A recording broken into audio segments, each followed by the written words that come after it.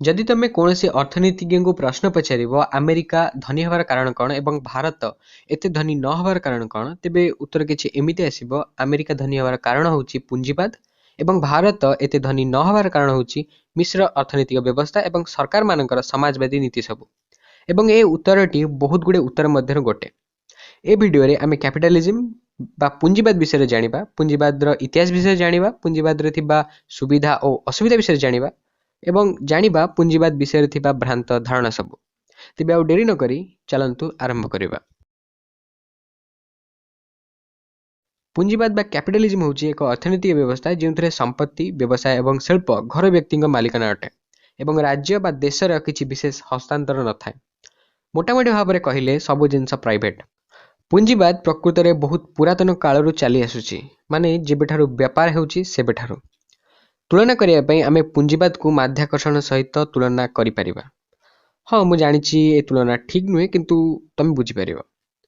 कथा होउची न्यूटन माध्याकर्षण को आविष्कार करिया पूर्वरु माध्याकर्षण पृथ्वी रे थिला।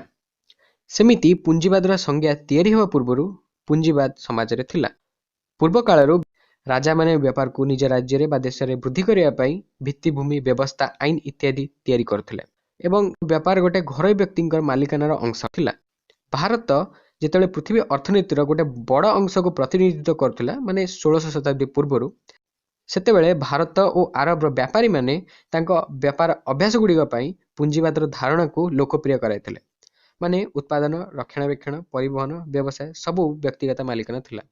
इटालीर गणितज्ञ फिबोनाची 1200 शताब्दी रे भूमध्य सागर यात्रा करी आरब रे आसी पहुंचथिले एवं आरबर व्यापारी मानक सह कथा होई इंडो आरबीय संख्या गुड़िकर व्यवहार, गणना इत्यादि शिखिथिले, जेउठी कि से समय रे बुक कीपिंग बा रेकर्ड मेंटेन करिवारे सुविधा करिथिला एवं फिबोनाची यूरोप को जाई पुंजीवाद धारणा को प्रसिद्ध कराइथिले। 16 शताब्दी रे स्थापित डच ईस्ट इंडिया कंपनी सफलता पुंजीवाद बा कैपिटलिज्म को आहुरी प्रसिद्ध कराइथिला यूरोप रे, कारण से समय डच ईस्ट इंडिया कंपनी मूल्य 8.28 ट्रिलियन डॉलर थिला। तुलना करिया पई एबेकार सबुठार मूल्यवान कंपनी होची साउदी आरामको, जहार मूल्य होची 1.89 ट्रिलियन डॉलर मात्र। मॉडर्न कैपिटलिज्म रा जनक होचंती एडम स्मिथ। से एक ग्रंथ an inquiry into the nature and causes of the wealth of nation 18 शताब्दी रे लिखिथिले, जेउथिरे मॉडर्न कैपिटलिज्म रा संज्ञा लेखा थिला एवं 18 शताब्दी रे इंडस्ट्रियल रिवोल्यूशन पुंजीवाद को आहुरी प्रसिद्ध करैथिला। पुंजीवाद रा प्रमुख सुविधा गुड़िक हैला संबल गुड़िक ठीक भाव में व्यवहार करा जाए, संबल को नष्ट करा जाए नहीं। खाउटी, उत्पादक, श्रमिक समस्ते निजर स्वाधीनता को उपभोग करते, कारण सरकार कम हस्तक्षेप थाए किंबा न थाए। जिनिस सबू खाउटी मन को सुहाइला भले तैयारी करा जाए। सबु उत्पादक चेष्टा करती अधिक रोजगार करने, तेणु से माने उत्पादन को बढ़ाती एवं नुआ नुआ द्रव्य सबू को बाजार को छाड़ते। पुंजीवाद गोटे नमनीय अर्थनैतिक व्यवस्था मध्य, जेउठी कि अर्थनीतिर आवश्यकता हिसाब से परिवर्तित हो पारे। एही कारणरू उद्योगी माने उत्साहित रुहंती बाजार रे पुंजी निवेश करिया पई, एमिति कि हाई रिस्क थिले मध्य पुंजी निवेश हुए। पुंजी निवेश अधिक हेतुवा कारणरू पुंजीवादी देश मानकरे उद्भावन, वैज्ञानिक अग्रगति इत्यादि शीघ्र हुए। पुंजीवादी देश माने बहुत जल्दी धनी हो जाती एवं सेठाकार लोक माने उच्च मानर जीवन जीयंती। पुंजीवाद प्रमुख असुविधा गुड़िक होची पुंजीवादी अर्थव्यवस्था रे केवल धनी लोक माने प्रतिष्ठा सम्मान पाती, कारण संपत्ति, व्यवसाय, शिल्प धनी व्यक्ति मानक हाथ रे थाए एवं मालिकाना सूत्र रे मालिक माने अधिक रोजगार करती एवं श्रमिक माने कम रोजगार करती, जेउथिपाई धनी गरीब मध्य आर्थनैतिक व्यवधान बढ़ी जाए एवं आय और संपद ठीक भाव में बांटी हुए नहीं। समाज दुईटी वर्ग विभक्त हुए, थिला वाला एवं नथिला वाला, जेउथिपाई स्ट्राइक्स, लॉकआउट्स, इंडस्ट्रियल डिस्प्यूट्स इत्यादि हुए। पुंजीवादी देश में बेकारी गोटे बड़ समस्या। अत्यधिक प्रतिद्वंदिता पाई निज कामर कम पाण मिले एवं समस्ते स्वाधीन काम करिया पाई बा काम छाड़िया पाई किंबा काम छड़ाइबा पाई। पुंजीवादी अर्थव्यवस्था कारण बहुत शिल्प, व्यवसाय आदि तैयारी हुए, फलस्वरूप प्रतिद्वंदिता मध्य हुए एवं प्रतिद्वंदिता कारण बहुत वेस्ट मध्य तैयारी हुए। पूर्ण स्वाधीनता थिबा कारणरू पुंजीवादी बाजार व्यवसायी मानक मध्य प्राइस वार, प्राइस एग्रीमेंट मध्य हुए, जार प्रभाव व्यवसाय और खाउटी मानक उपरे पड़े। ପୁଞ୍ଜିବାଦୀ ଅର୍ଥବ୍ୟବସ୍ଥାରେ ଉତ୍ପାଦକ ଏବଂ ଗ୍ରାହକ ମଧ୍ୟରେ କିଛି ସମନ୍ୱୟତା ନଥାଏ, ଯେଉଁଥିପାଇଁ ଦ୍ରବ୍ୟର ବହୁଳତା ଏବଂ ବିହୀନତା ମଧ୍ୟ ପରିଲକ୍ଷିତ ହୋଇଥାଏ।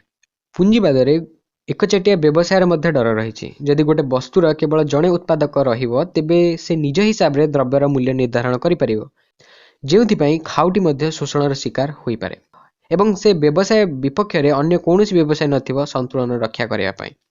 ପୁଞ୍ଜିବାଦୀ ବଜାର ପ୍ରକୃତରେ ବିକ୍ରେତାର ବଜାର, କାରଣ ଖାଉଟିର ଆବଶ୍ୟକତା ତ ପୂରଣ ହୋଇଯାଏ, କିନ୍ତୁ ତାପରେ ମଧ୍ୟ ଖାଉଟିମାନଙ୍କ ସହ ଛଳନା କରାଯାଏ ଅନ୍ୟ ଦ୍ରବ୍ୟ ସବୁକୁ କିଣେଇବା ପାଇଁ। ପୁଞ୍ଜିବାଦ ବିଷୟରେ ବହୁ ଭ୍ରାନ୍ତ ଧାରଣା ମଧ୍ୟ ଅଛି, ଯେମିତିକି ଧନୀମାନେ ଗରିବ ଶ୍ରମିକମାନଙ୍କୁ ଶୋଷଣ କରନ୍ତି, କିନ୍ତୁ ସରକାରଙ୍କର ଦ୍ୱାରା ଯଦି ଅର୍ଥନୀତିରେ କିଛି ସୁଧାର କରାଯାଏ, ତେବେ ଆୟ ଓ ସମ୍ପଦର ଠିକ୍ ଭାବରେ ବଣ୍ଟନ ହୋଇପାରିବ।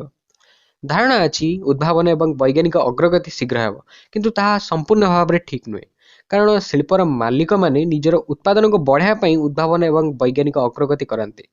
ଏହା କହିବାର ମାନେ ହେଉଛି ଯେଉଁ କ୍ଷେତ୍ରରେ ଲାଭ ଥିବ ସେହି କ୍ଷେତ୍ରରେ ହିଁ ପୁଞ୍ଜିନିବେଶ ହେବ ଓ ଉଦ୍ଭାବନ ଏବଂ ବୈଜ୍ଞାନିକ ଅଗ୍ରଗତି ହେବ। ଉଦାହରଣ ସ୍ୱରୂପ, ଆମେରିକା ଜାନୁଆରୀ 31, 1958 ମସିହାରେ ପ୍ରଥମ ଥର ସାଟେଲାଇଟ୍ ଲଞ୍ଚ କରିଥିଲା, କିନ୍ତୁ ସ୍ପେସ୍ ସେକ୍ଟରରେ 2000 ମସିହା ପରଠାରୁ ପୁଞ୍ଜିବାଦୀ ଲୋକମାନେ ପୁଞ୍ଜିନିବେଶ କରିବା ଆରମ୍ଭ କରିଥିଲେ, କାରଣ ସାଟେଲାଇଟ୍ ଲଞ୍ଚିଂ ଗୋଟେ ଲାଭପ୍ରଦ ବ୍ୟବସାୟରେ ପରିଣତ ହୋଇସାରିଥିଲା 2000 ମସିହା ପରଠାରୁ। ବହୁ ଲୋକମାନେ ପୁଞ୍ଜିବାଦକୁ ଘୃଣା କରନ୍ତି। ତାର କାରଣ ହେଉଛି ଦୁଇଟି ଦେଶ, ଆମେରିକା ଏବଂ ଚାଇନା। ଏ ଦୁଇ ଦେଶର ଅର୍ଥବ୍ୟବସ୍ଥା ପୁଞ୍ଜିବାଦୀ ଅର୍ଥବ୍ୟବସ୍ଥାର ଉଦାହରଣ ଏବଂ ଏ ଦୁଇ ଦେଶ ପାଇଁ ବହୁ ଦେଶମାନଙ୍କୁ ବହୁ କଷ୍ଟ ଭୋଗିବାକୁ ପଡ଼ିଛି। କିନ୍ତୁ ଜର୍ମାନୀ ମଧ୍ୟ ଗୋଟେ ପୁଞ୍ଜିବାଦୀ ଦେଶର ଉଦାହରଣ ଏବଂ ୱାର୍ଲଡ ୱାର୍ 2 ପରେ ସେ ଦେଶ ବହୁତ ଅଗ୍ରଗତି କରିଛି ପୁଞ୍ଜିବାଦୀ ଅର୍ଥବ୍ୟବସ୍ଥା ପାଇଁ। ଏମିତିକି ୟୁରୋପ ଅର୍ଥନୀତିର ପୁନଃ ଗଠନରେ ଜର୍ମାନୀର ହାତ ରହିଛି। ଦେଶର ଲୋକମାନଙ୍କ ଉପରେ ତାଙ୍କ ଦେଶର ଅର୍ଥନୀତି ନିର୍ଭର କରେ। ଯଦି ଦେଶର ଲୋକମାନେ ଭଲ, ତେବେ କ୍ୟାପିଟାଲିଜମ ଇଜ ଡାଇମଣ୍ଡ। ଯଦି ଦେଶର ଲୋକମାନେ ଖରାପ, ତେବେ କ୍ୟାପିଟାଲିଜମ ଇଜ କୋଲ। ଲାଷ୍ଟ ଭିଡ଼ିଓରେ କିଛି କମେଣ୍ଟ ଆସିନି, ତେଣୁ କିଛି ଟପ୍ କମେଣ୍ଟ ନାହିଁ। ଆଉ এই ଭିଡ଼ିଓଟି ଦେଖିଥିବା ପାଇଁ ଧନ୍ୟବାଦ। ଦେଖା ହେବ ନେକ୍ସଟ ଭିଡ଼ିଓରେ। ସେ ପର୍ଯ୍ୟନ୍ତ ବାଏ ବାଏ।